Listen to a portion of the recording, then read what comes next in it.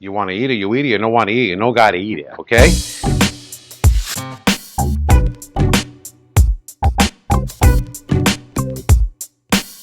Hey everybody, it's Saturday morning. It's Rick Orlando.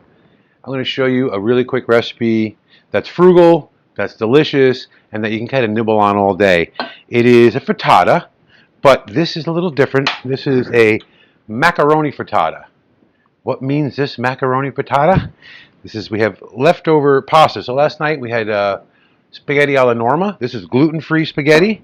And I'm going to show you how to turn that into a delicious, delicious, hearty, yummy frittata. So I got some good olive oil. I'm going to put some in the pan. I want a fair amount. Obviously, I'm not deep frying this, but I want to get enough to coat the entire base of the pan. Super simple.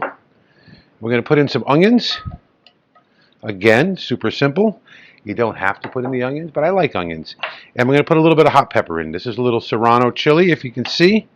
A few slices. And one of my pepper philosophies, you may have seen in my other videos, don't mince them really small because they permeate everything, but put them in nice slices.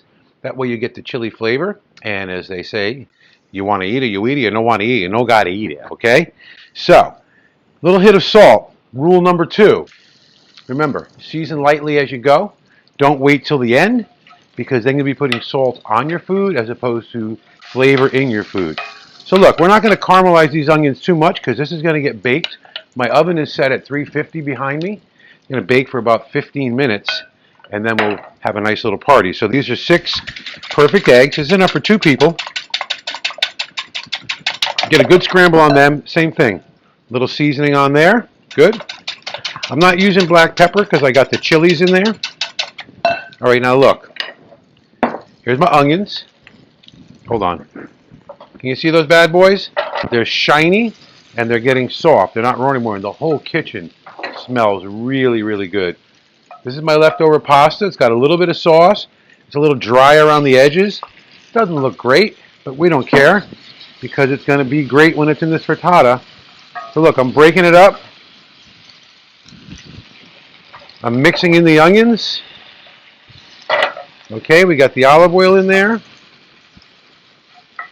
I'm going to kind of level it out a little bit. The onions are mixed in. Now I'm going to take my 6 eggs, season them lightly. Did I already do that? Busted.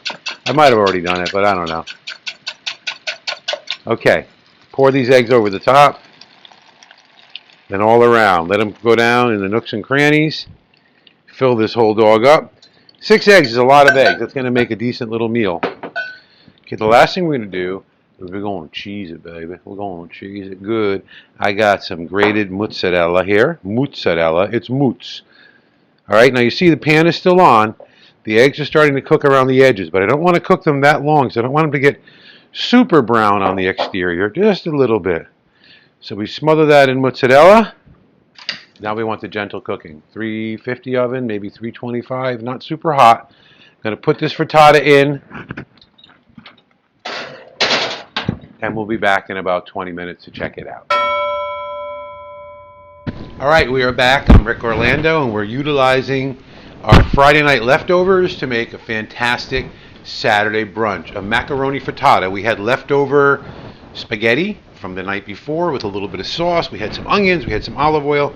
So check this out. 15 minutes in the oven at 350.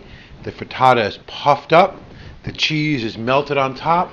It's really great. And what's also great about these, don't let the FDA hear you, but in Europe and in my house growing up, we'd make these in the morning and they would sit on the back of the stove all day. So, 3 or 4 o'clock, there's a little wedge left. You'd have that.